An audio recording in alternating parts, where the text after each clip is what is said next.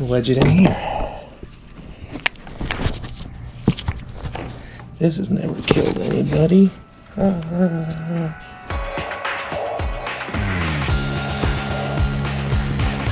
So what we're gonna do is we're gonna go ahead and sand down our plate here so that we can mount our carburetor cleanly and without any vacuum leaks. You can see we're scratched up actually. We're kind of scuffed up, and that's because it was like the only way to get off the crazy concrete goop that was holding on the carburetor, the old one.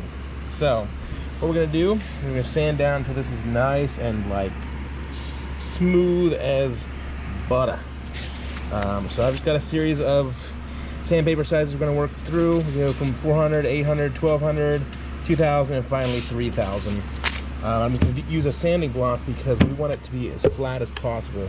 You don't want to use your fingers in here because you'll create grooves, you know, unintentionally, but you will mess that up. So we're going to try and get that as smooth as possible. And we got some water as well so I can wet down the sanding paper.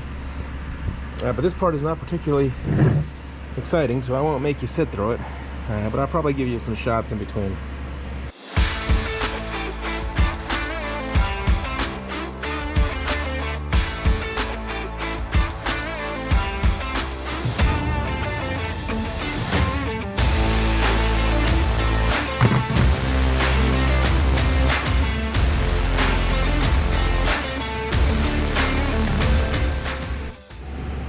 Okay, and that is that. There's still a tiny little bit of scratches in there, just a little, but I just couldn't get them all the whole way through. But we're down to 3000 grit, and honestly, I think that's going to be good enough.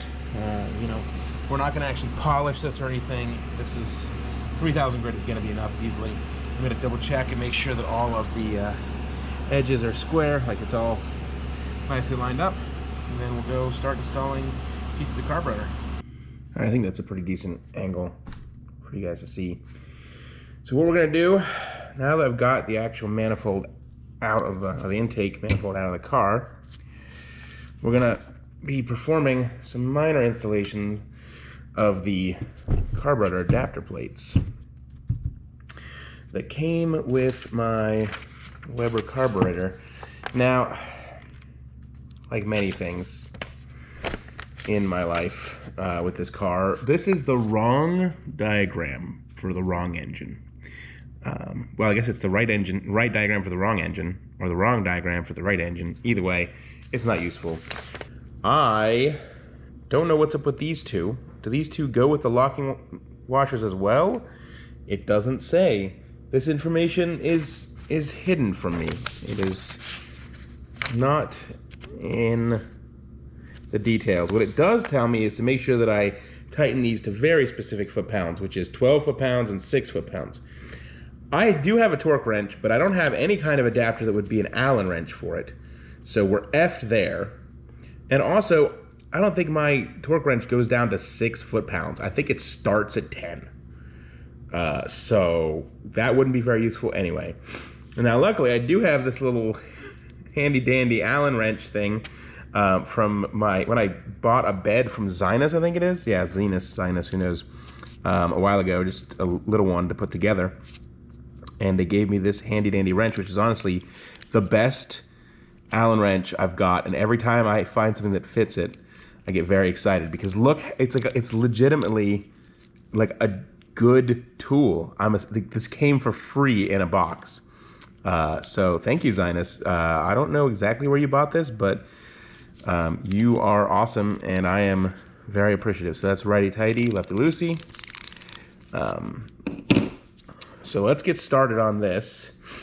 I do have lithium grease to coat my gaskets in.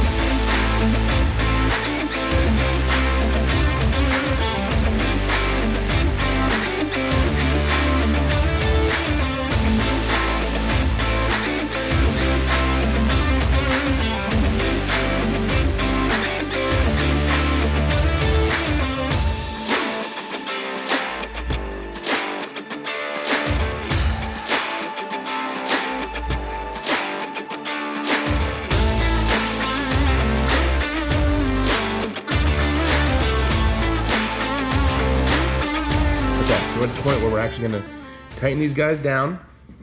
Again, I don't have a torque wrench that'll come like this small. I definitely don't have one that does Allen wrenches. So we're gonna go with German specs here, German engineering, which is Gutentight.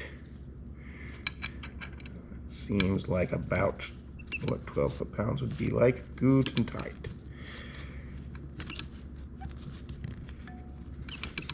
Just so you can actually see me. There we go. Yep, that feels good. That's tight, but not overly tight. And same with him. Okay, sweet. Now we're gonna need to install our bottom washers, so our bottom nuts. Bottom nuts. He's bottom nuts. That came out weird. Hello, greetings. Pay attention down here. Don't look at this face. This is my morning face. All right, so we're gonna do regular washer and locking washer. And hopefully the locking washer should hold that guy on there. And then we're gonna give this guy a little dab-a-doo of thread locker. Just a, everything's fine. Everything's fine. It's fine. It's totally fine. It is at this point that I realize that I left my sockets and wrenches in the garage. So this is annoying to me. All right, I'm back. Also, thank the gods for this fucking image stabilization on these GoPros, because I'm pretty sure this camera is just vibrating constantly as I move the table. Brought my 10 mil. We're gonna find out if it's 10 mil. It's not a 10 mil, but I also brought a 12 mil. And it is 12 mil. Why is everything a freaking 12 millimeter? All right. Well, either way, we're gonna put our guy here. We're just gonna tighten her right down here. Now, there we go. We're not going too tight. Remember, we're going 12 foot-pounds, pound-feet, foot-pounds. I never get that right. I'm just gonna rotator. A rotator. We'll give it some more lithium grease. Got a little bit too much last time, so we'll be a little sparer with our grease application. Feel like that's not too bad. Yeah. And then we'll do the back. This is all gonna get smooshed out by me before we install it. So we'll take a couple seconds here, do the rubbing trick where we just kind of rub it along, make sure we get a nice even coating. I'm sure someone can tell me that I'm doing all of this wrong and that I'm a maniac for using this much grease, or that I'm a maniac for not using enough grease, or that I shouldn't be using grease and I should install the gaskets dry, or that I should use only some kind of specific dedicated gasket sealer, or like, man, I don't know. You know how many things I can screw up on a car? It's a lot. So that's nice and even. And of course, now that I did all that, I forgot which end is which. Thinking this way. Close, close, so close. It's actually this way. There we go. Nice. Looks good. All right.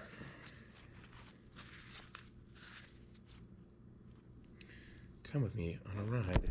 Boom. There we go. That's pretty good. I feel like that's a fair amount. Like not too much grease, not too little grease. You know, maybe let's get a little, just a dab. You know, a dab will do you. A little dab will do you. Not like Brill cream or something. I remember there was like a cream that was their motto. A little dab will do you. All right. Now we got that on. We're gonna put the top plate on, and this guy has drilled. You can see like inset things. That's what we're aiming for. So we're gonna.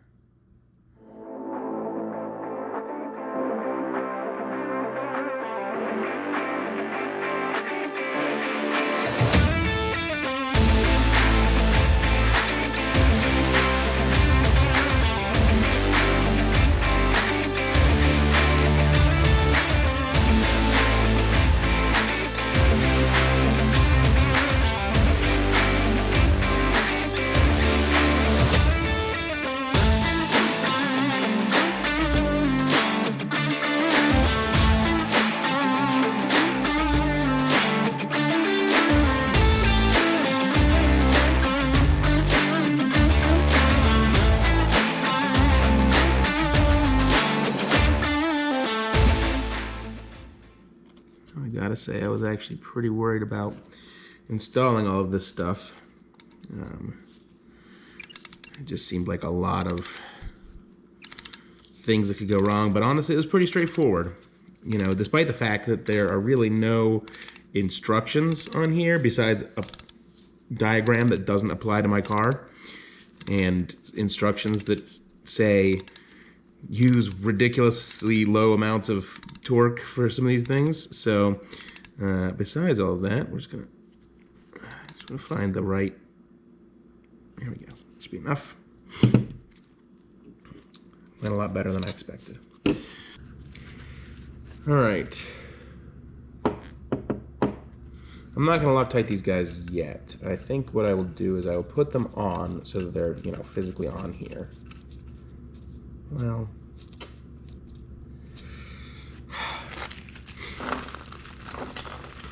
it's all about what's going to happen when I go to install the carburetor. Because really what the objective of doing this all outside of the car is, the carb itself should just slide on. Unfortunately, I can't really install it entirely outside of the car because I got to put these nuts on back here. And I think that it's going to block my access to those bolts for the intake. Maybe not. Let's do, you know what, let's just be a little sneaky. It's going to go on like that. Actually, that might be fine.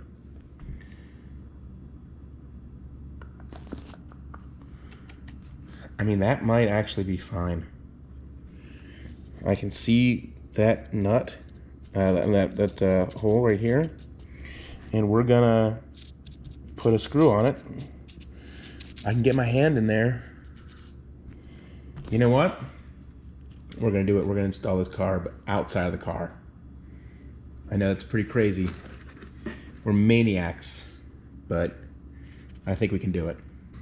Well, that is a problem, but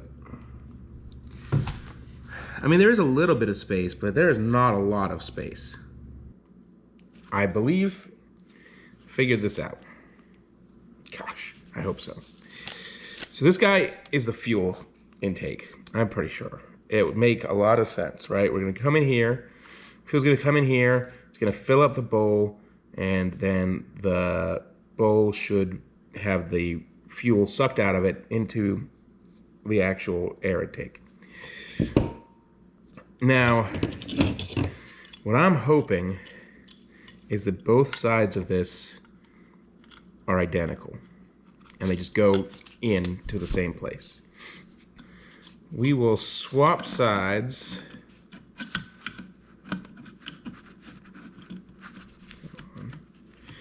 I know I shouldn't be doing this with a monkey wrench. I should be using the correct sized spanner, as my father would say. My grandfather would be pitching a fit. But we have succeeded. Yep, and it just goes straight through. So this side and this side are connected. They don't seem to have any kind of valve in between them. Looks like that's just where the fuel intake is injected.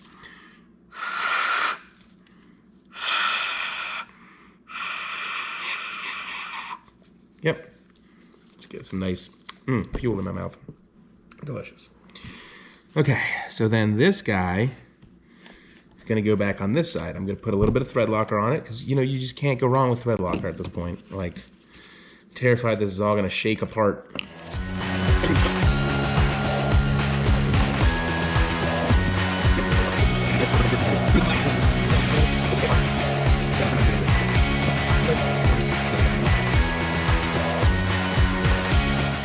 So if you're watching this and you have a Celica 20R and you are trying to figure out how the hell to put this new carburetor on when the fuel intake is hitting your water intake or whatever, answer is gotta give it the old switcheroo. There we go. All right. Now that that has been completed, we'll check the bottom here, and you can see there's not really a lot of space here for like anything to go wrong. It's, you know, it's like indented and stuff, but or drilled out, whatever. We are going to go ahead and install some stuff here. We're going to finish this up. We're going to put our thread locker on each of these guys. Yeah. Give her the old lockeroony. That's a little bit more than I expected, but that's fine. It's fine. It's fine. We'll wipe off the excess. I'm pretty sure that if Chris Fix could see this, he would be screaming. I am doing so many things wrong. But at the end of the day, if the damn thing works, then it works. And that is what I really want to happen.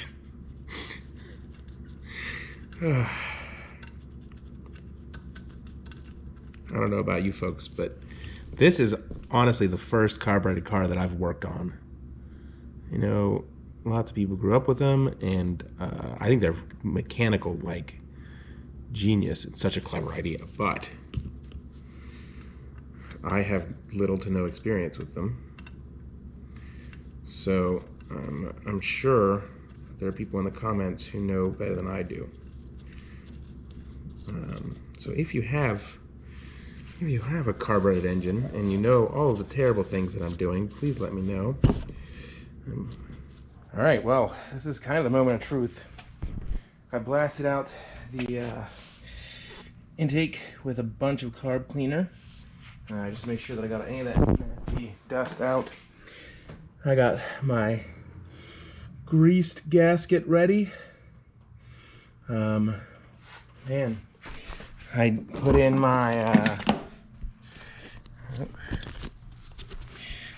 my other pieces. I'm gonna loosen this up a little bit so the gasket can move around a little bit. It's a big moment, guys. I'm gonna put you down so that I can have a little bit of space to work. And let's see, yes.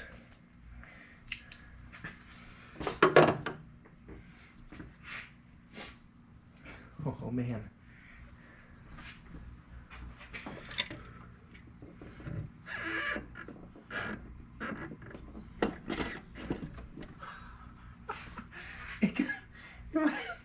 If it goes on. That's awesome. That is really awesome.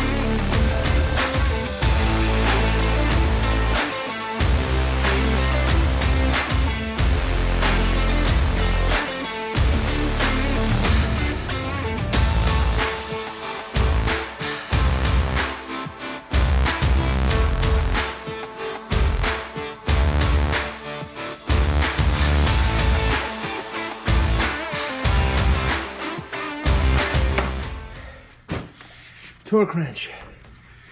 Check-a-rooney.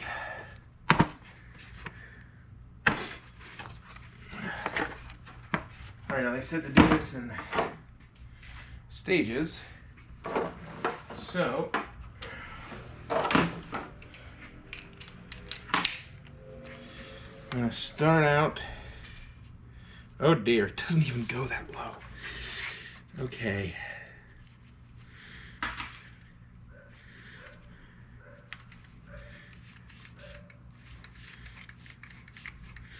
I can go to 20 and then we can knock it down from there. Okay, so that's 20. So we're gonna go back 19, 18, 17, 16, but we're gonna do this in stages, right? So 15, 14, 13, 12. So we did the first one, which is really just finger tight, and now we're pulling it up to 12.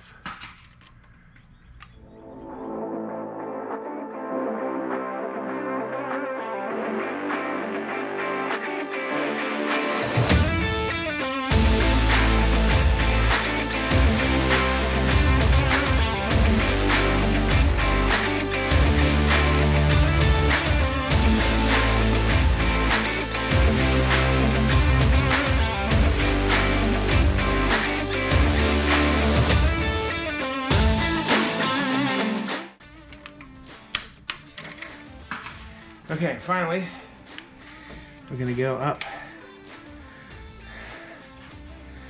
15 to 16.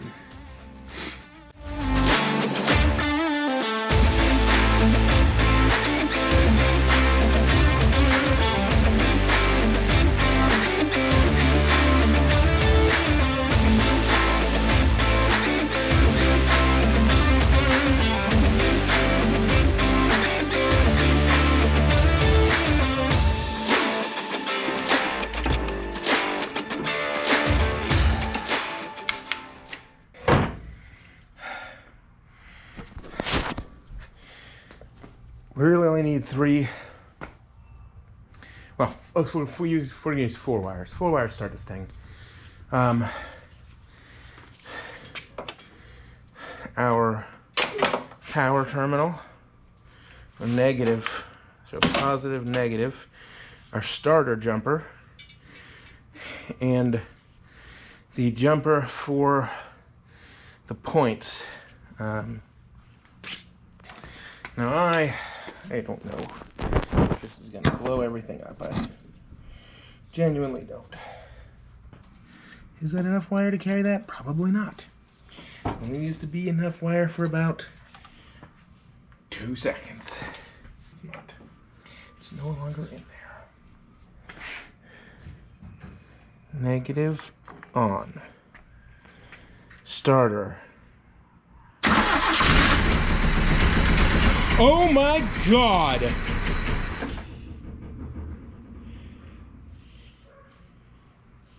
It fucking...